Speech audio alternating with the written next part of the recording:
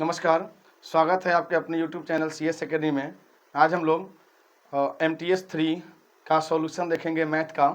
20 अति महत्वपूर्ण प्रश्न हैं जो हाल ही में होने वाले एग्ज़ाम्स के लिए आवश्यक हैं।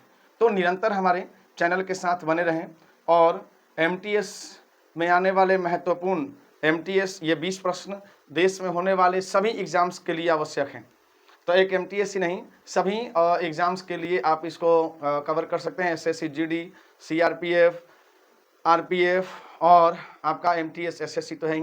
तो ये 20 प्रश्न का सॉल्यूशन निरंतर यूट्यूब के माध्यम से होते रहेगा। आप चैनल के साथ बने रहें और इसका एक एक प्रश्न का सॉल्यूशन करें, ठीक है ना। देखिए, जैसे पहला प्रश्न है, चक्रवृद्धि ब्याज की एक योजना में 12,000 रुपये। देखिए, प्रिंसिपल आपका 12,000 रुपया है और रेट ऑफ इंटरेस्ट ब्याज की दर 10% ब्याज की दर है और अर्धवार्षिक रूप से समय जो है 1 वर्ष है, दर 10% वार्षिक और ये अर्धवार्षिक रूप से संयोजित होती है। तो देखिए, चक्रवृद्धि ब्याज के प्रश्न में जब भी छमाही कहेगा तो दर में 2 से भाग करेंगे, तिमाही कहेगा तो दर में 4 से भाग करेंगे, चौमाही कहेगा तो दर में 3 से भाग करेंगे। तो सबसे पहले हम इस दर में हम 2 से भाग करेंगे तो ये आ जाएगा 5%। अगर हम 2 वर्ष को बांटें तो पहले 6 माह का होगा 5% और दूसरे 6 माह का होगा 5%। जैसा कि आप जानते हैं 5% का फ्रैक्शन हो जाएगा 1/20 और इसका भी फ्रैक्शन 5% यानी 1/20। तो अब इसको हम फ्रैक्शन मेथड से सॉल्व करें तो 20 अगर प्रिंसिपल है तो 1 यूनिट आपका इंटरेस्ट CI हो गया, तो 20 में अगर 1 ऐड करेंगे तो 21 ये कंपाउंड इंटरेस्ट का ये आपका प्रिंसिपल और ये अमाउंट हो जाएगा। अगर 2 अर्धवार्षिक है तो 2 बार लिखेंगे सेम टर्म, तो 20 का स्क्वायर 400 और 21 का 441। तो इसमें हम बात करें तो ये हमारा प्रिंसिपल है और ये अमाउंट है, इन दोनों का अंतर 41 यूनिट ये CI हो जाएगा। अब हम अपने प्रश्न में देखें तो प्रिंसिपल दिया है 12,000, तो 12,000 400 यूनिट बराबर 12,000 रुपए। तो 1 यूनिट बराबर क्या हो जाएगा, अगर हम इसको काटें तो 4 तिहाई 12 यानी 1 यूनिट बराबर 30 रुपया। तो CI कितना हो जाएगा, 3 एकम 3, 3 चौके 12 यानी 1230 रुपया। तो बहुत ही बेहतरीन क्वेश्चन चक्रवृद्धि ब्याज का। इस प्रश्न को अच्छे से समझ लें। प्रिंसिपल, रेट और टाइम दिया हुआ है। अर्धवार्षिक होने के कारण दर में हम 2 से भाग करेंगे, क्योंकि अर्धवार्षिक जो होता है उसमें 1 साल में 2 ही छमाही होते हैं, तिमाही 1 साल में 4 होते हैं और चौमाही 1 साल में 3 होते हैं। इसलिए जब भी छमाही कहेगा तो दर में 2 से भाग, तिमाही कहेगा तो 4 से भाग और चौमाही कहेगा तो 3 से भाग हम करेंगे, ठीक है। तो इस प्रकार आप इसको हल कर लें अच्छे से, एक बार 2 बार, करीब एक प्रश्न को 10-10 बार सॉल्व करने की कोशिश करें। प्रत्येक प्रश्न बहुत ही महत्वपूर्ण है। नेक्स्ट क्वेश्चन देखेंगे। दूसरा प्रश्न है, देखिए, 2 ट्रेनें स्टेशन क्रमशः M और N से, देखिए 2 स्टेशन है M और N, एक दूसरे की ओर चलना आरंभ करते हैं।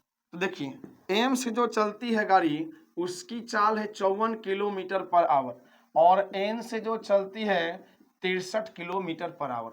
तो जब 2 रेलगाड़ियां या 2 ऑब्जेक्ट्स अगर एक दूसरे की तरफ अगर आते हैं तो चालों का योग होता है, और अगर एक ही दिशा में जाते हैं तो चालों का अंतर करते हैं। तो दोनों एक दूसरे की तरफ आ रही हैं।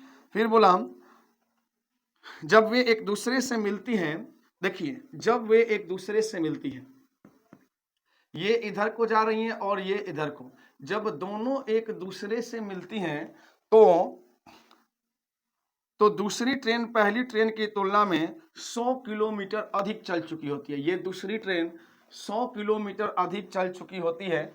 तो हम यहाँ पर डिस्टेंस निकालेंगे, यानी कि दूरी बराबर क्या होगा।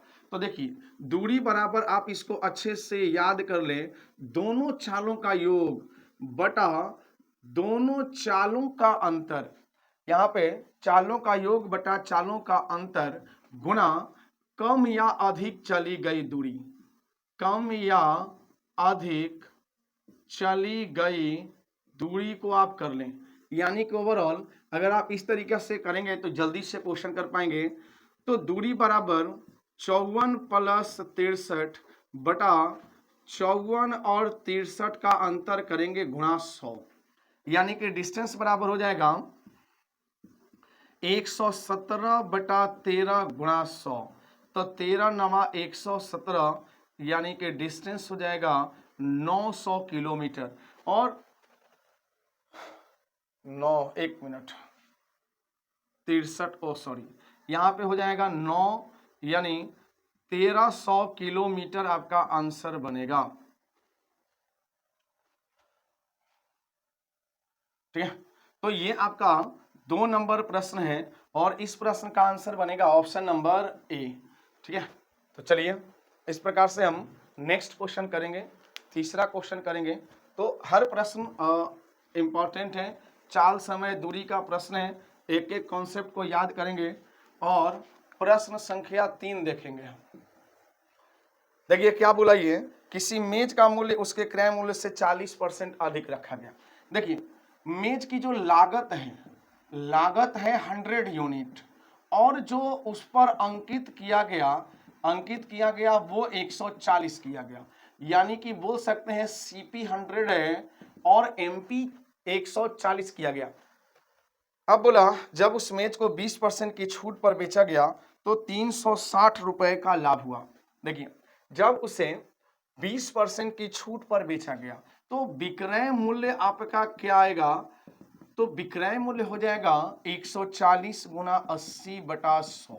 देखिए तो ये आएगा 112 यूनिट, 112 यूनिट।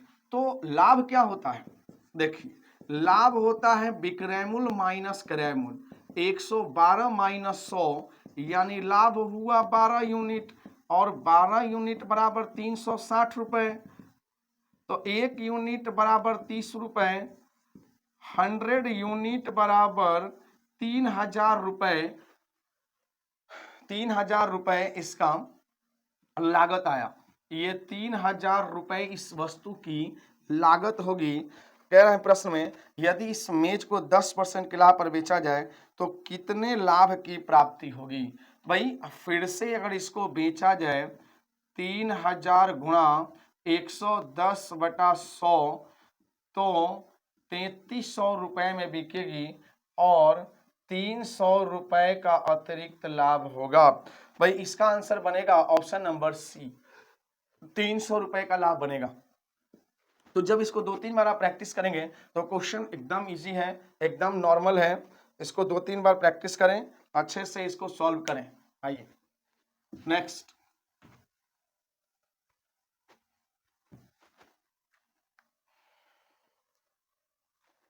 प्रश्न संख्या 4 से 6 देख लीजिए।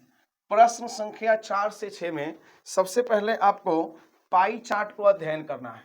पाई चार्ट की बात करें तो इसमें पुरुषों का और महिलाओं का संख्या दिया हुआ है, लेकिन ओवरऑल अगर हम कुल संख्या की बात करें तो कुल संख्या 2100 है, अति महत्वपूर्ण है।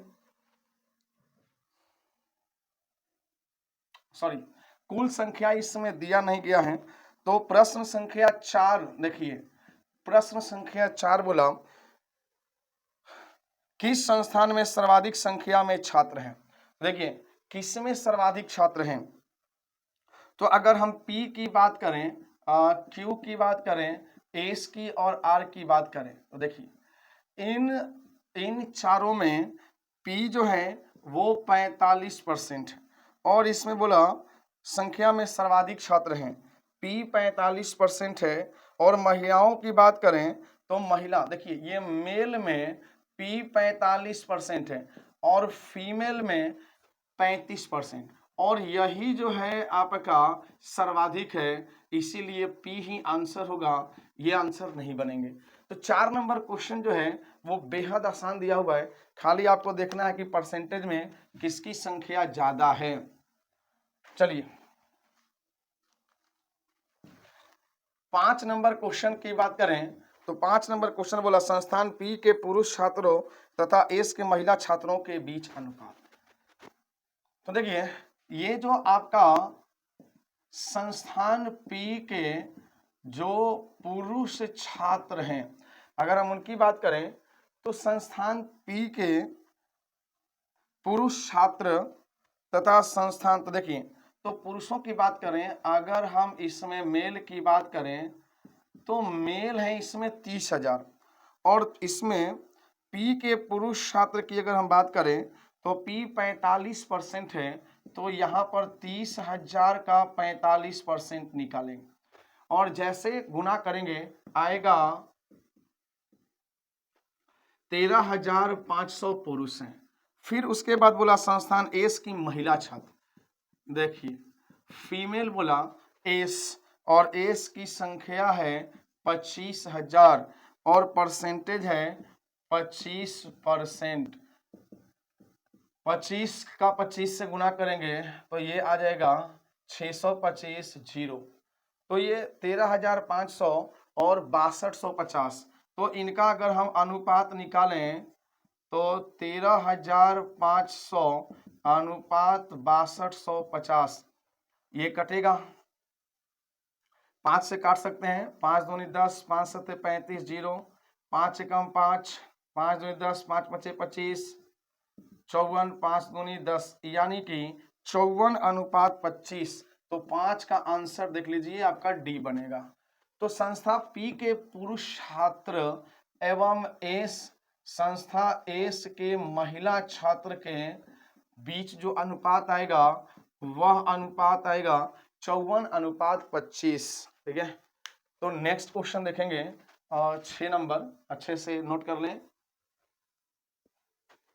तो अभी जितनी वैकेंसी आई है उन सभी के लिए मैथ में स्कोर करना बहुत ही जरूरी है।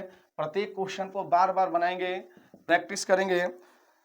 एस के छात्रों की कुल संख्या सभी 4 संस्थानों के छात्रों की कुल संख्या का कितना प्रतिशत है। देखिए सबसे पहले हम कुल छात्र की बात करें तो कुल छात्र देख लीजिए, एक में 30,000 और एक में 25,000। तो अगर हम कुल छात्र की बात करें तो कुल छात्र हो गए हमारे पास 55,000 और फिर कहता है एस में पुरुष छात्र। देखिए एस में पुरुष छात्र की अगर हम बात करें तो 30,000 में, देखिए जैसे 30,000 में पुरुष छात्र यानी कितने परसेंट, 20%। तो 3 दूनी 6, अब यहाँ पर 3 जीरो लगा दें तो 6,000 पुरुष और कुल संख्या सभी 4 संस्थानों के छात्रों की कुल संख्या का, तो सभी 4 संस्थानों की कुल संख्या का, तो सबसे पहले हम 25,000 का अब यहाँ पर एस निकालें तो 25%, तो ये कितना हो जाएगा 25 25वां 625, तो 6250, 0 5 2 और 6 6 12, 12,250। अगर हम इसका परसेंटेज निकालें तो 12,250 बटा 55,000 और गुणा 100, 3 जीरो से 3 जीरो कैंसिल, हम इसको काटें तो 11 से कटेगा, 11 एकम 11, ये हो जाएगा 12, नहीं कटेगा, 5 दूनी 10, 5 चौके 20, 5 पचे 25, यानी ये आ जाएगा 11 दूनी 22 और फिर ये हो जाएगा 25 अगेन, 11 दूनी 22, तो 22.27% आपका आंसर बनेगा। ठीक है, तो 6 नंबर प्रश्न को देखें तो ये भी आपका पाई चार्ट से संबंधित है। 6 नंबर अच्छे से प्रैक्टिस करें इसका, 6 नंबर का। आइए, तो ये 4 से 6 प्रश्न पाई चार्ट से रिलेटेड थे। 7वें प्रश्न की बात करें, कहता है जय और जति ने एक व्यवसाय में। सबसे पहले देखिए कि यह प्रश्न जो है यह साझा यानी कि पार्टनरशिप चैप्टर से है। तो इसने जय ने 80,000 रुपए लगाए और जतिन ने 60,000 रुपए लगाए। फिर कहता है कि 4 माह बाद, यानी कि दोनों की पूंजी जो है व्यापार में 4 महीने लगी रही। 4 महीना के बाद इसमें परिवर्तन आता है। 4 माह बाद इसमें जय और जतिन दोनों को देखें, जतिन ने 10,000 रुपए और निवेश किया, यानी कि 60,000 अब बन गया 70,000, और 8 महीने चला, 8 महीने चला। उसके बाद अगर देखें जय का, तो जय का 10,000 अगर हम 80,000 है, तो जय क्या बोल रहे हैं कि जय ने अपने निवेश में से 10,000 रुपए निकाल लिए, यानी कि 70,000, और 8 महीने ये भी चला। तो इस प्रकार जय और जतिन दोनों की हम बात करें तो इसको जोड़ें, 8 चौका 32 प्लस में 7 अठे 56, ये हो जाएगा 6 चौके 24 प्लस 7 अठे 56, इसको जोड़ें तो 6 2 8 88, और ये हो जाएगा 10 और ये 80। तो 4 जीरो से 4 जीरो कैंसिल, 4 दूनी 8, 4 दूनी 8 जीरो, और 11:10 आपका आंसर बनेगा, यानी कि इसका भी आंसर बनेगा ऑप्शन नंबर सी। ठीक है, तो ये आपका पार्टनरशिप का प्रश्न है, और अच्छे से आप इसको देख लें, एक एक प्रश्न अति महत्वपूर्ण है, और निरंतर चैनल के साथ बने रहे। ठीक है, सबसे बड़ी बात है। ठीक है, और इसको अच्छे से हल करें घर पे। 8 नंबर प्रश्न है, 8400 रुपए में किसी वस्तु को बेचने पर ए और बी के लाभ का प्रतिशत, देखिए लाभ का प्रतिशत समान है। ठीक है, तो सबसे पहले, लेकिन ए ने अपने लाभ की गणना विक्रय मूल्य पर की है, जबकि बी ने अपने लाभ की गणना क्रय मूल्य पर। देखिए ए ने अपने लाभ की गणना किस पर की है, विक्रय मूल्य पर, और बी ने अपने लाभ की गणना, ए ने अपने लाभ की गणना, देखिए इस बात को लिखेंगे, गणना क्रय मूल्य पर की है, सॉरी विक्रय मूल्य पर की है, और बी ने अपने लाभ की गणना क्रय मूल्य पर की है। तो सबसे इंपॉर्टेंट चीज है कि वो लाभ है कितना, तो कह रहे हैं कि जो 33.1 बटा, देखिए 33/1/3% का फ्रैक्शन निकालें तो 1/3। तो सबसे पहले हम देखें, अगर ए के लिए देखें तो यहाँ पे क्या बोला, लाभ की गणना विक्रय मूल्य पर की गई है, तो यहाँ पर 1/3, तो सबसे पहले लाभ की गणना विक्रय मूल्य, तो इसको घटाएंगे तो ये होगा आपका एसपी, और ये बनेगा 2 बनेगा सीपी ए के लिए। सेम चीज अगर हम बात करें बी के लिए, तो 1/3, तो हम इसको अगर हम जोड़ दें तो 4, यानी कि 3 हो जाएगा सीपी और 4 हो जाएगा एसपी।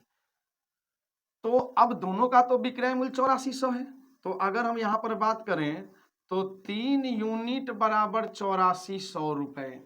तो देखो 1 यूनिट बराबर क्या हो जाएगा, 3 दूनी 6, 3 अठे 24, 2800 रुपए।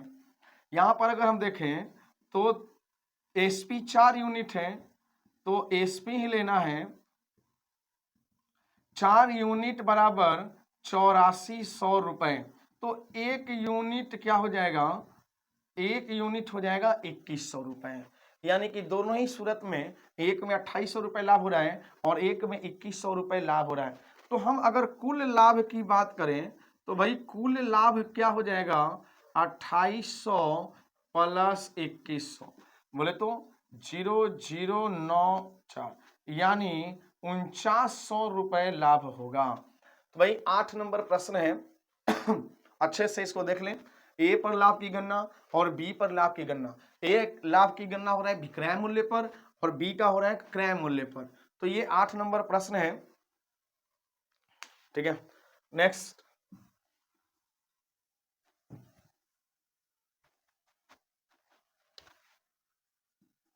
देखिए 9 नंबर प्रश्न करेंगे। 5 लगातार पूर्णांक संख्याओं का योग। देखिए 5 लगातार पूर्णांक का मतलब क्या है, सबसे पहली संख्या x, दूसरी x + 1, तीसरी x + 2, चौथी x + 3, पांचवी x + 4। लगातार 5 पूर्णांक संख्याओं का योग सबसे बड़ी संख्या। देखिए इसमें सबसे बड़ी संख्या होगी x + 4, सबसे बड़ी संख्या के 8 गुने से 2 अधिक है, 8 गुने से 2 अधिक। तो अगर हम इसको जोड़ें तो 5x बराबर 4 3 7 2 9 और 1 10 बराबर 8 दूनी 8x प्लस 8 चौका 32 प्लस 2। तो इनका अंतर हो जाएगा आपका 3x। जैसे इसको लेफ्ट में लेंगे तो -3x बराबर 32 और 2 34 में से 10 गया 24। तो 3 अठे 24, x का वैल्यू देखिए -x बराबर 8। तो जब दोनों तरफ माइनस से गुना करेंगे दोनों तरफ तो x बराबर हो जाएगा -8। और देखिए -8 जो होता है ना ये सबसे छोटी संख्या होती है। तो यहाँ पे सबसे छोटी संख्या -8 + 1 -7 -8 में से -6 -5 और -4, ये जो आपकी सबसे बड़ी संख्या होगी वह होगी, सबसे बड़ी संख्या होगी -4। तो प्रश्न में क्या बोला कि सबसे छोटी एवं सबसे बड़ी संख्या के बीच अनुपात। तो यस अनुपात निकालेंगे, सबसे बड़ी अनुपात सबसे छोटी संख्या का -4 अनुपात -8 ये कटेगा और आंसर बनेगा 1:2। भाई आंसर 1:2 बनेगा। तो चलिए 9 नंबर प्रश्न अच्छे से कर लेंगे। अगर 4 संख्या तो पहली संख्या होगी दूसरी x+1। अच्छे से बना इस प्रश्न को। और नेक्स्ट 10 नंबर क्वेश्चन देखते हैं। देखिए 10 नंबर प्रश्न क्या बोल रहे हैं भाई, किसी कार्य का 40%। तो सबसे देखिए P किसी का 40% यानी कि 40/100 40% भाग 10 दिन में कर लेता है, 10 दिन में करता है। और Q जो है इसी का 75% भाग 75% भाग 18 दिन में कर लेता है। तो सबसे पहले तो हम करेंगे कि इसको तोड़ेंगे हम 20 दूनी 40 25 100 बराबर के चिन्ह होते हैं, ठीक है। तो 2 से ये कटेगा 5 यानी का दे दिया कि कितने दिन, अगर पूरा काम P तो उसे 25 लगते हैं। अगर यहाँ देखें 25 तिहाई 75 25 चौका 100 3 18, अगर Q पूरा काम करता तो कितने लगते? अगर Q पूरा काम करता तो उसे 24 दिन लगते। तो सबसे पहले हम टोटल वर्क निकालेंगे। तो 25 और 24 का एलसीएम होगा 100। ये कि इस क्षमता होगी वह 24 होगी और इसकी किसकी Q की 25 होगी। फिर P और Q दोनों एक काम शुरू करते हैं। देखिए सबसे पहले P और Q काम शुरू करते हैं। तो 25 और 24 यानी 49 काम एक साथ करते हैं, एक कार्य शुरू करते हैं। लेकिन P ने दिनों के बाद कार्य छोड़ दिया। तो देखिए हमें नहीं पता कि कितने दिन किया ये P और Q कितना दिन काम किया, लेकिन दिनों बाद है वह P ने दिनों बाद काम छोड़ा, यानी कि यहाँ पर ले लेते हैं 1 दिन प्लस तो 3 दिनों तक अकेले करता रहा। Q जो 3 दिनों तक, तो Q की क्षमता 25 है और 3 दिनों तक काम।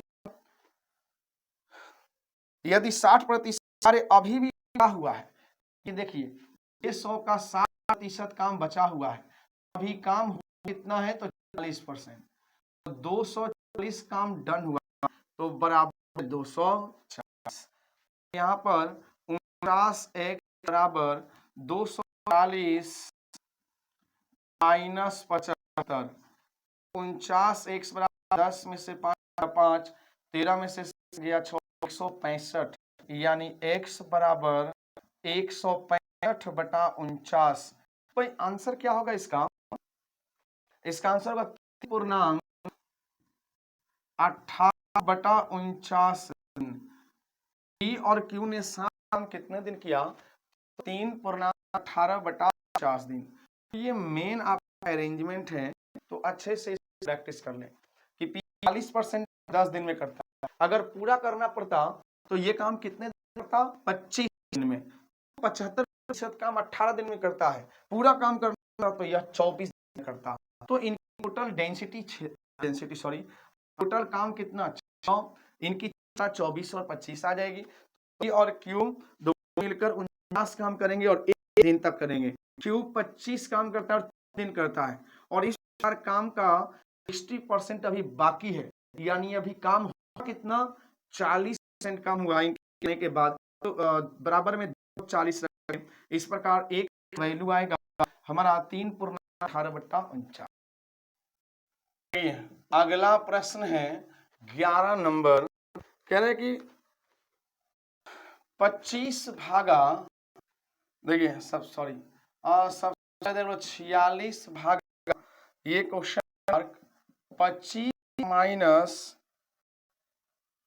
ये भागा 335 माइनस 125 भागा 3 गुना 2 ऑफ 3। तो सबसे जब ऐसा सवाल आएगा सॉल्व यहां से करेंगे। सबसे पहले का काम करेंगे, तो का काम तो 3 दूनी 6, यानी कि अगर हम यहाँ पर लिखें तो 335 माइनस 150 बटा 3 गुना 3 दूनी 6, तो 3 दूनी 335 माइनस 300, तो इससे घट के आएगा 35, और 35 को जब भाग देंगे तो 2 आएगा। 25 में से अगर हम 2 को माइनस कर आएगा, और जब 23 को हम भाग देंगे तो 2 आएगा। तो भाई आंसर जो का होगा वो 2 होगा। तो बोर्ड मास थ्योरी इसको हम हल करेंगे, ठीक है। प्रश्न 11 हो गया आपका, बना लेंगे इसको। आइए 12वां प्रश्न देखेंगे हम। तो 12वां प्रश्न क्या बोला, 25 सेंटीमीटर ऊंचाई वाले एक ठोस शंकु को बताया जाता है। सबसे पहले शंकु का आयतन क्या होता है, तो शंकु का जो आयतन होता है 1/3πr²h। तो कह रहे हैं कि पहले शंकु की 1/3πr²h। एक शंकु इस प्रकार बनाया जाता है कि नए शंकु के आधार का व्यास पुराने शंकु के आधार के व्यास का 30% अधिक है। तो आइए सबसे पहले हम ये शंकु है और एक नया शंकु बनाया जाता है और इसके आधार से 25% अधिक है।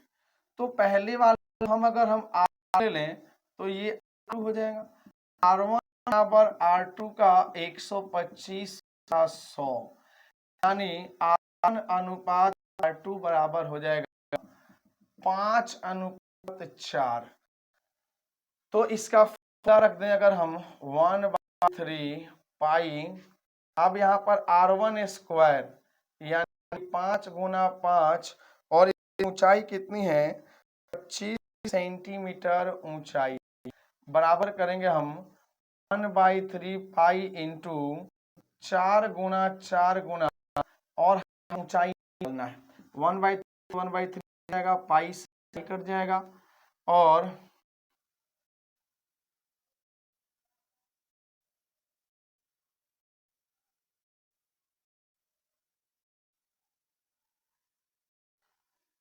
इसका 4 गुना 4 जाएगा, ये आपका बनेगा 5 गुना 5, 5 25 बचेगा, और ये कितना बनेगा 16 सेंटीमीटर, ठीक है। तो इसको बना सकते हैं आप 16 सेंटीमीटर। चलिए नेक्स्ट,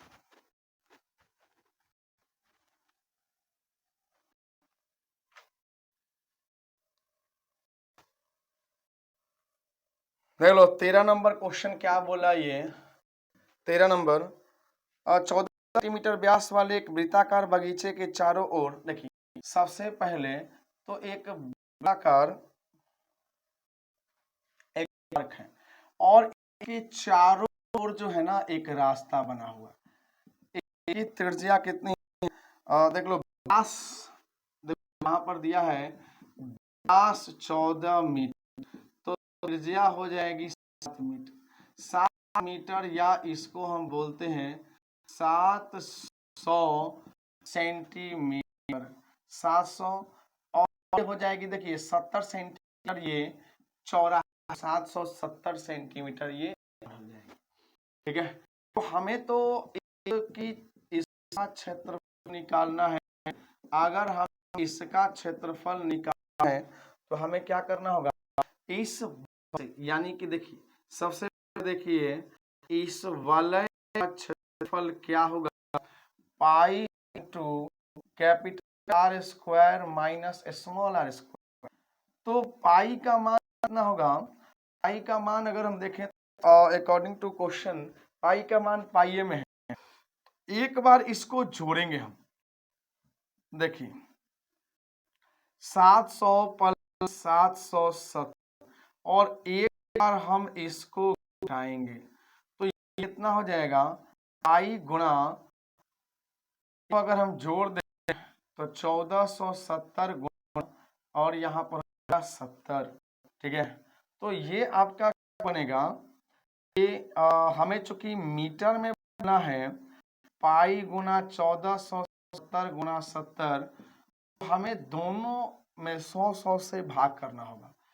2 जीरो से कट गया, 7 सते 49, 7 चौक 28 और 4 22, 7 एकम 7 और 3 10, तो 10.29 सेंटीमीटर स्क्वायर का आंसर बनेगा। तो जब भी ऐसे वलय का क्षेत्र निकालना आ जाए, रास्ते का क्षेत्रफल निकालना आ जाए, तो बड़े वृत्त के क्षेत्र में से छोटे का क्षेत्रफल करेंगे तो आपका आंसर बनेगा इसमें। क्या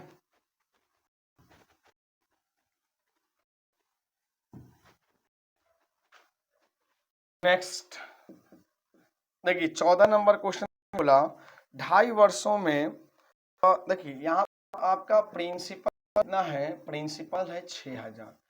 रेट ऑफ इंटरेस्ट की बात करें तो 13/3%। टाइम की बात करें 2/1/4 ईयर। तो इस सवाल को बनाने से पहले और प्रतीक देखिए लेना है आपको 9 माही ब्याज चुकाना है।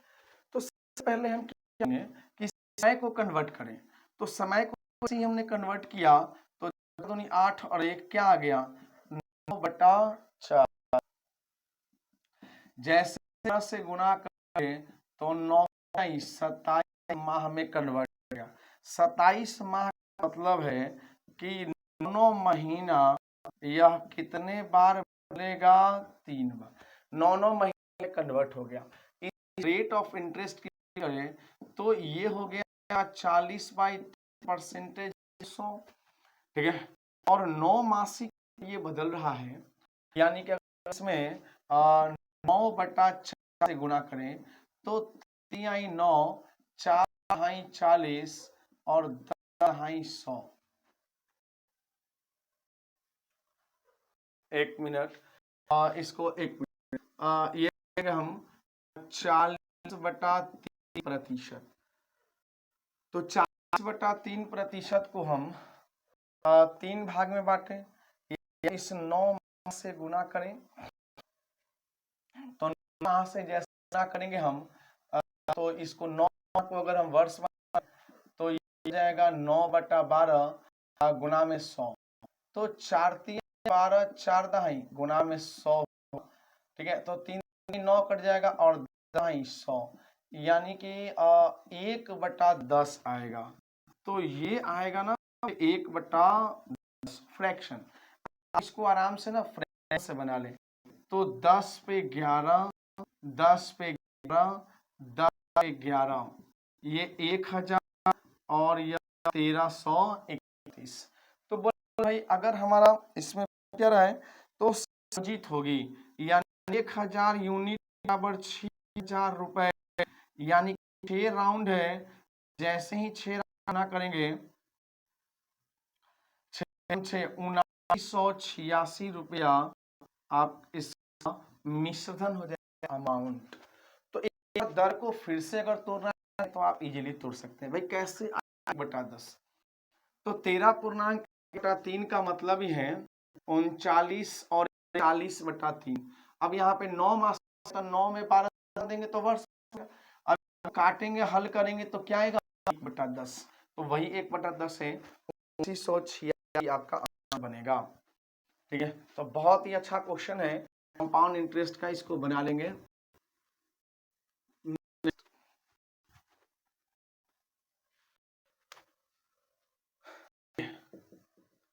15 नंबर प्रश्न क्या, एक दूरी को 4 घंटे में 35 किलोमीटर। देखिए यहाँ पर समय जो है वो 4 घंटा है और दूरी कितनी है, 45 किलोमीटर। तो सबसे पहले यहाँ पर निकालना होगा समय, और समय बराबर होता है, यहाँ पर निकालना होगा चाल, चाल बराबर दूरी बटा समय।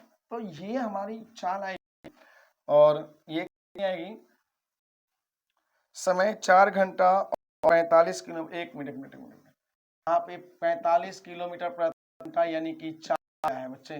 तो यहाँ पर दूरी निकालेंगे, दूरी बराबर क्या है, चाल गुणा समय, 4/20, यानी कि ये 180 किलोमीटर की दूरी तय कर रही है।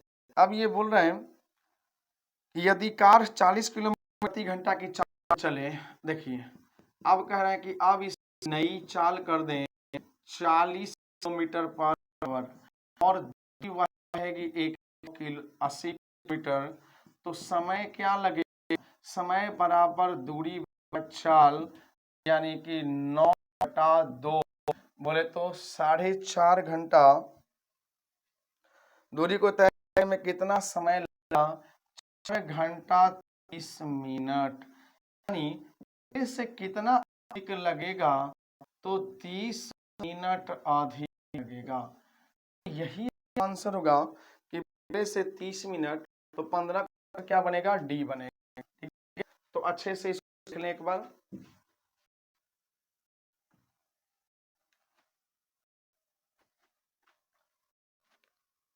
क्वेश्चन है आपका 16 नंबर क्वेश्चन देखेंगे। देखिए 0.78 का पावर 3 प्लस 0.2 का पावर 3 प्लस 3 इंटू 0.83 AB असल में है, और प्लस में 1। देखिए असल में यही आप फॉर्मूला पे है, और ये फॉर्मूला क्या है, देखिए AQ plus BQ plus 3AB into A plus B, ये आपका फॉर्मूला है। +1 तो एक्स्ट्रा है, लेकिन ये फॉर्मूला में है किसका, तो A प्लस B का होल क्यूब। तो अगर A प्लस B का होल क्यूब है, तो यहाँ A और B कितना है, तो 0.78 प्लस 0.2 का क्यूब कर देंगे हम, और यहाँ पे एक जगह पर तो हमने लिखी इसको, तो ये बराबर हो जाएगा, और +1, तो इसको करें 1 का क्यूब प्लस 1, यानी 1 + 1 बराबर 2 का आंसर बनेगा। तो जब भी आप ये अलजेब्रा टाइप क्वेश्चन आएगा, ध्यान रखेंगे ये जो आपका क्वेश्चन दिया है ये किसका है, इसके जगह हम रखेंगे A प्लस का whole cube, A plus whole cube, इसके जगह ही रखा A प्लस का होल क्यूब +1 अतिरिक्त, ये आपका अलग है। ठीक है, तो ये जगह पर हम इतना ही रखेंगे, प्लस B का होल क्यूब +1 जोड़ेंगे तो क्या आएगा, 2 आएगा। तो चलिए नेक्स्ट क्वेश्चन देख लें, 17 नंबर क्वेश्चन करें। क्वेश्चन नंबर 17 क्या बोला, यदि एक समबाहु त्रिभुज की भुजा 20 सेंटीमीटर, समबाहु त्रिभुज का मतलब होता है, देखिए कि सभी भुजा क्या होती हैं, बराबर, और इस समबाहु त्रिभुज का क्षेत्रफल क्या होता है बच्चे, √3/4 इंटू भुजा स्क्वायर।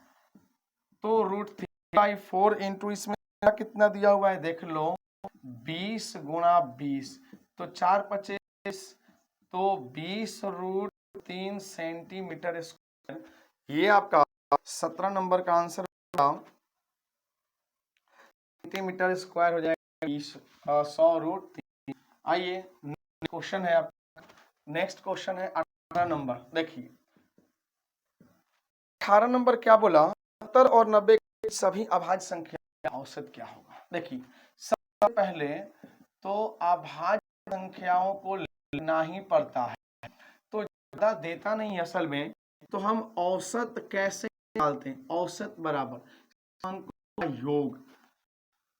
अब अभाज्य संख्या कौन कौन सी है, 71 है, 73 है, उसके बाद देखें तो 79 है और 83 है, 89 की 70 और 90 के बीच 1 2 3 4 5। तो अगर हमें औसत निकालना हो तो सबको जोड़ेंगे, जोड़ लीजिए, 9 1 10, 10 9 19 और 3 22, 22 और 3 25, 7 17 के 20 और 2 23, 23 और 8 31, 31 और 8 हो जाएगा 39/5। तो 5 7 35 और 5 9 45। तो बच्चे आंसर क्या आएगा, 79 आएगा 18 का, यानी कि ऑप्शन नंबर ए आपका आंसर आएगा 79। तो इसको मिटा देते हैं, 18 कर सकते हैं आप। देखिए 19 नंबर,